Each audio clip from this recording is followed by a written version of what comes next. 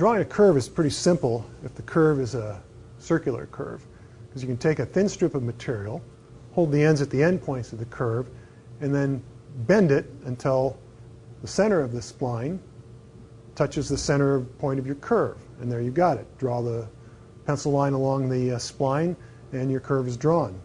But what happens if your curve is asymmetrical? It's offset. It's not a circular curve. That's a little tougher. But we've borrowed a method used by boat builders for generation that uses a spline and what the boat builders call a spline duck. The spline is just a piece of plastic laminate, and we've drilled a hole in it centered in the width of the strip every 6 inches. The duck is just a scrap of 2x material. For the intermediate points of the curve, we've cut points on the ducks. For the ends of the curve, though, we've left them straight. On the backs, we've put sandpaper so that when they lay out on your template, they don't slide around. Now I'll fasten the ducks to the spline with flathead wood screws.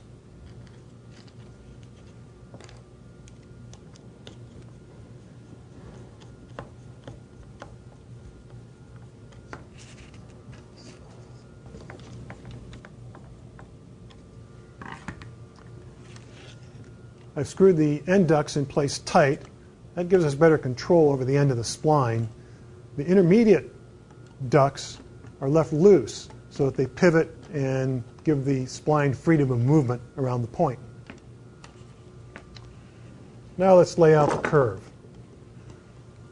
I've got a drawing of the curve I'm going to lay out that gives us 2 end points plus 3 points along the curve. We'll call these the horizontal dimensions and these the vertical dimensions. We'll start by laying out the horizontal dimensions.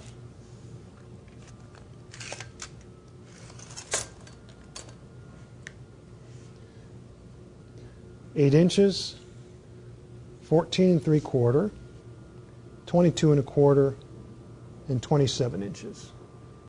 Now I'll just draw a line across my template at each of those intermediate points.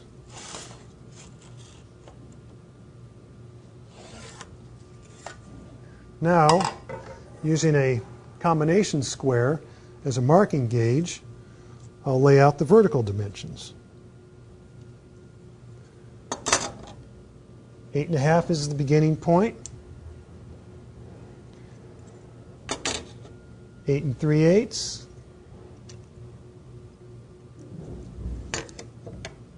8 inches,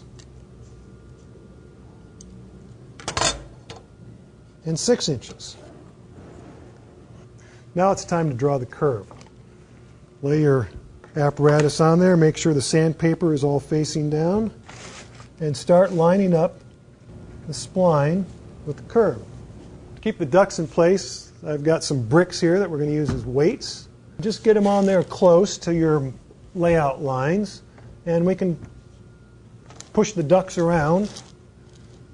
Once we get them all weighted down, and fine-tune our curve.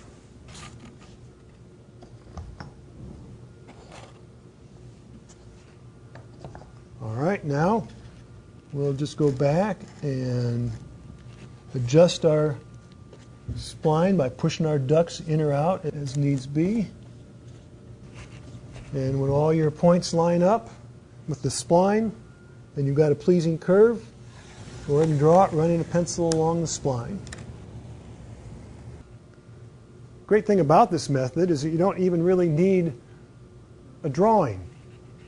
All you need is the 2 end points, and you can adjust the ducks for a pleasing curve between the two.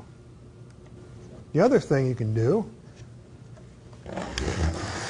is you can very easily make a curve that curves in as well as out.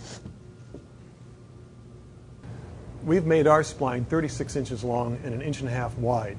You can make your spline as long as you need. This method will allow you to make a curve from a drawing or to compose one from scratch.